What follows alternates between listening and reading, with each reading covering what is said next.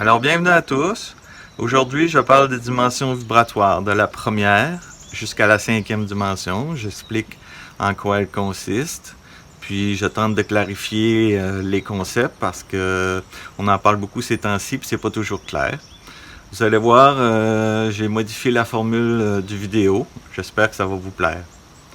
Donc, on y va. Pour comprendre les dimensions vibratoires, il faut aborder les niveaux de conscience puisqu'à mesure qu'on avance dans les dimensions vibratoires, le niveau de conscience s'expanse. Le mot conscience provient du latin conscientia qui signifie avoir connaissance, savoir. Cela nous en apprend déjà beaucoup. Le petit Robert définit la conscience comme étant la connaissance intuitive que chacun a de son existence et de celle du monde extérieur. La conscience réfère à la connaissance et l'augmentation du niveau de conscience, quant à moi, réfère à l'expansion de la connaissance de soi. Plus notre niveau de conscience s'élève, plus nous comprenons qui nous sommes, comment l'univers fonctionne, comment nous sommes tous interreliés. Donc, le niveau de conscience d'un être humain correspond à un stade de son développement spirituel. Plus un être se développe spirituellement, plus son niveau de conscience s'expanse. Il y a toutes sortes d'explications, de classifications dans la littérature reliées aux dimensions vibratoires. Je ne prétends en aucun cas détenir la vérité. Je vous présente les dimensions vibratoires au meilleur de ma connaissance et de manière assez simplifiée. Les dimensions vibratoires sont des niveaux de conscience qui vibrent dans une certaine plage de fréquence. Chaque dimension vibre à une fréquence plus élevée que celle qui la précède. À mesure qu'on gravit l'échelle des dimensions, le niveau de conscience augmente. Apparaît alors une perspective de la réalité plus claire, plus vaste et un plus grand niveau de connaissance. Nous expérimentons alors plus de liberté, plus de pouvoir et plus d'opportunités de créer notre réalité. La première dimension vibratoire est associée au premier niveau de conscience. J'existe, mais je ne sais pas que j'existe. Il n'y a pas de temps comme tel. Je dirais seulement le présent. Pas de passé, pas de futur. C'est le royaume des minéraux, la matière à l'état pur, l'électron, le photon, l'oxygène, l'air, le feu, etc. Exister dans la première dimension n'a rien de négatif. Tout ce qui en fait partie a son utilité, a sa raison d'être. Les cristaux, par exemple, ont des pouvoirs extraordinaires. Pouvoirs thérapeutiques, soulagement de la douleur, captation des mauvaises énergies et bien d'autres. Réalisons aussi que notre corps physique est constitué d'éléments appartenant à la première dimension.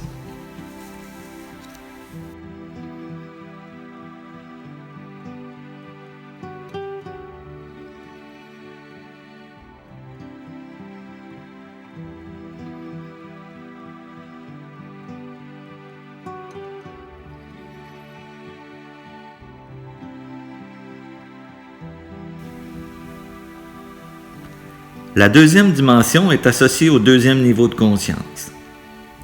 C'est le début de la conscience de séparation.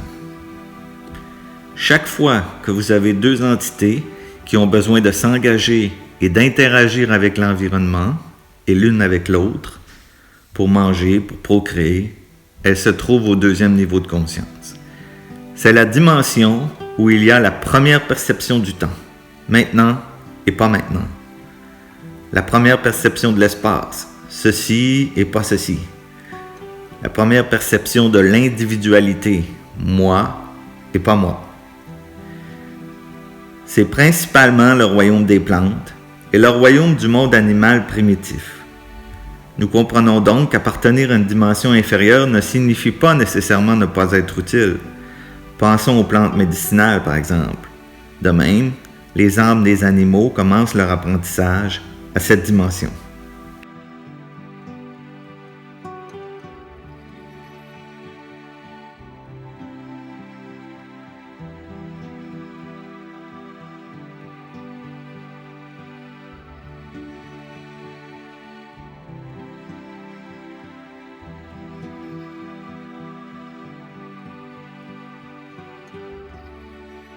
La troisième dimension est celle où apparaissent les notions de séparation, de dualité, de polarité.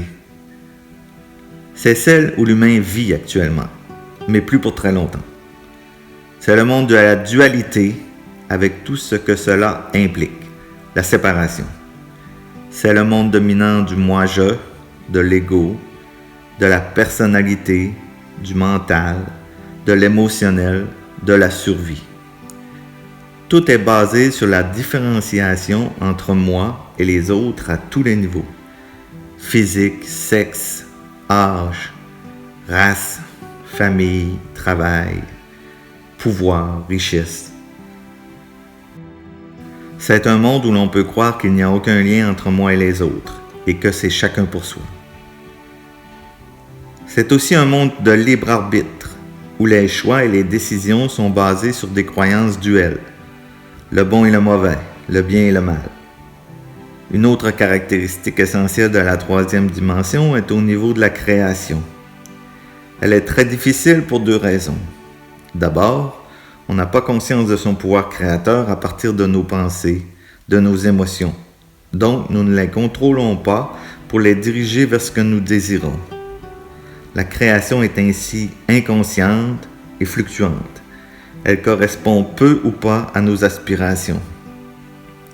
Ensuite, le temps de manifestation est long, dû à la basse fréquence de la troisième dimension et des multiples obstacles que nous mettons sans le savoir. C'est un monde où les énergies de basse vibration côtoient les énergies plus lumineuses. La haine, la violence, la méchanceté, la jalousie, le contrôle côtoient la joie, le rire, la gentillesse, la compassion, le partage, la liberté, l'amour, pour ne nommer que ceux-là. J'inclurai aussi dans cette dimension les animaux plus évolués. Je pense à nos animaux de compagnie, au cheval, la baleine peut-être aussi. M'apparaît le dauphin, mais celui-ci appartient à une dimension plus élevée encore. Le monde de la troisième dimension est celle du physique, du mental et de l'émotionnel.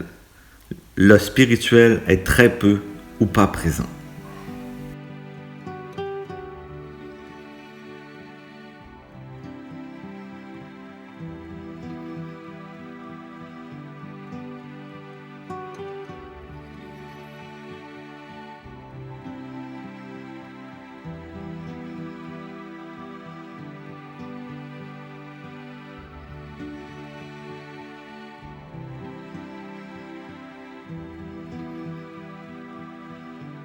La quatrième dimension en est une de transition vers la cinquième dimension.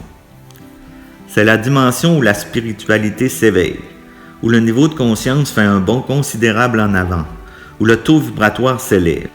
S'y produit une conscientisation de sa nature divine et une redécouverte de son intériorité. Elle est transitoire, en ce sens qu'on peut passer de la troisième dimension à la quatrième dimension pour revenir ensuite à la troisième dimension. De la même façon, on peut passer de la quatrième dimension à la cinquième dimension pour revenir à la quatrième dimension. C'est en atteignant cette dimension que s'entame le processus de guérison de notre être. Il y a libération des mémoires, guérison des blessures, libération du karma. Cela peut avoir lieu puisque notre niveau de conscience plus élevé en permet la conscientisation. La conscience de la quatrième dimension commence à s'éveiller à l'idée que nous sommes tous interconnectés et qu'il y a plus dans notre monde que ce que l'on voit avec nos yeux physiques. Nous prenons conscience du monde invisible qui nous entoure. C'est quand un être atteint cette dimension qu'on parle d'un être éveillé. La dualité et l'idée du bien et du mal sont toujours présentes, mais apparaissent la compassion et la compréhension. Le fait de s'éveiller fait surgir un grand besoin de trouver notre but et de vivre nos vraies passions dans notre vie. On cherche un sens plus profond à la vie et la magie de l'univers se manifeste. Plus on avance dans la quatrième dimension, plus il est difficile de revenir dans la troisième dimension. Nous en venons à la quitter définitivement.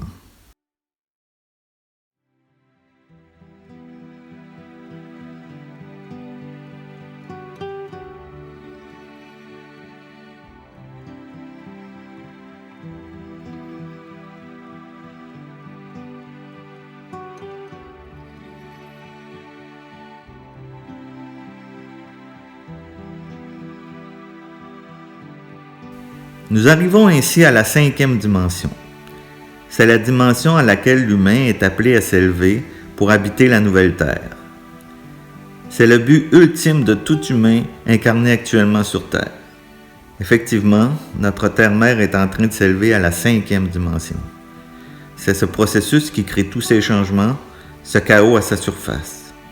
Ce sera le sujet d'une des prochaines vidéos. La 5e dimension nous connecte avec la conscience de l'unité.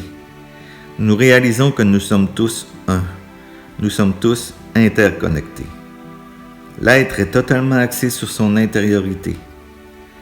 Il s'ensuit une unification avec son esprit divin, avec son être cosmique.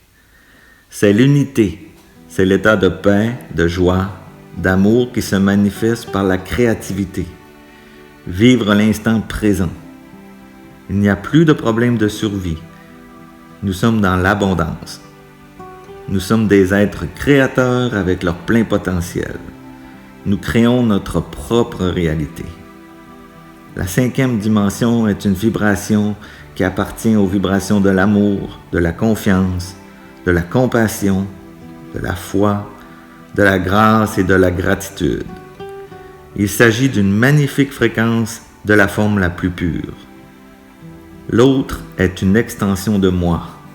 Ce que je manifeste, ce qui m'arrive, ce qui arrive aux autres m'impacte aussi.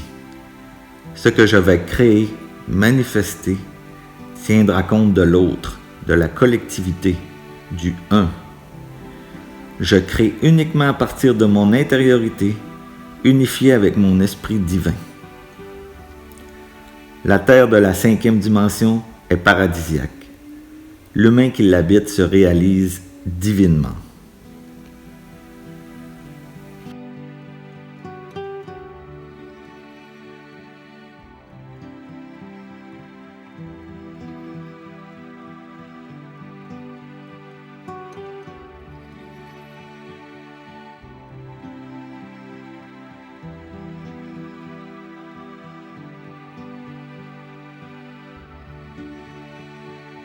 Nous sommes des êtres extraordinaires, multidimensionnels et d'une grande puissance.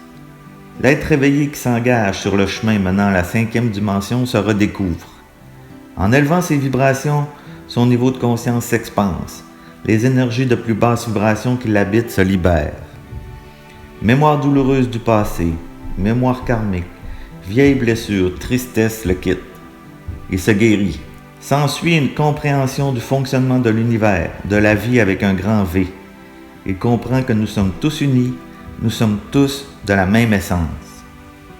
S'engager sur ce chemin est un choix totalement libre. Le libre arbitre est un droit divin.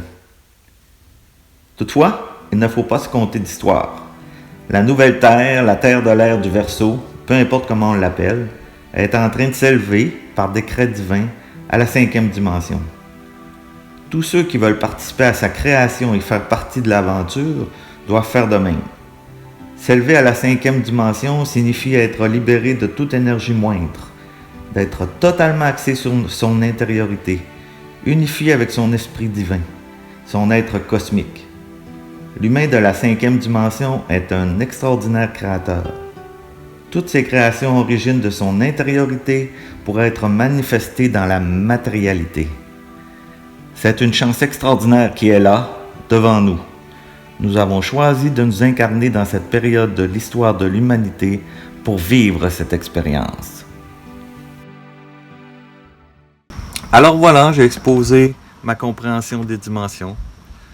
Bien sûr, ces dimensions nous aident à comprendre le processus d'ascension, à le rendre un peu plus concret.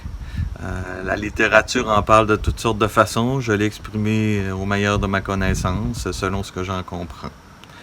Donc, vous pouvez approfondir le sujet, c'est que vous en dit, il y a plein de littérature là-dessus, sur Internet et ailleurs. Je vous invite à me poser vos questions, à commenter si nécessaire. Comme vous avez vu, j'ai changé le format de mes vidéos. J'espère que ça vous a plu. À chaque nouveau vidéo, mon objectif est d'améliorer le format et surtout d'améliorer le contenu afin de le rendre le plus intéressant possible. Mon prochain vidéo, ce que je vais aborder, c'est l'avènement de la nouvelle Terre. Je vais expliquer, on sait que, comme on vient de le voir, la Terre est en train d'ascensionner vers la 5e dimension. Donc, c'est quoi l'impact pour nous? Qui se passe présentement? C'est quoi le lien entre ce qui se passe dans notre monde, dans nos sociétés et l'ascension de la nouvelle Terre? Je veux expliquer ce genre de choses-là. Je vais monter pour une vidéo un peu comme sous le même format qu'on vient de voir. Si vous avez aimé cette vidéo, je vous invite à le partager pour en faire profiter le plus de gens possible. Je veux vous dire aussi que je réalise aussi des vidéos avec mon ami Jenny Trollier qui a sa propre chaîne sur YouTube. C'est un format complètement différent, là. C'est plus sous forme d'échange sur des sujets bien particuliers. Donc je vous invite à les visionner. Je vais mettre le lien vers ces vidéos-là dans la description. Finalement, ce que je voudrais vous dire, c'est que je gagne ma vie en concevant des sites internet. Si vous avez besoin de mes services, n'hésitez pas. Allez sur mon site internet alainbergeron.ca.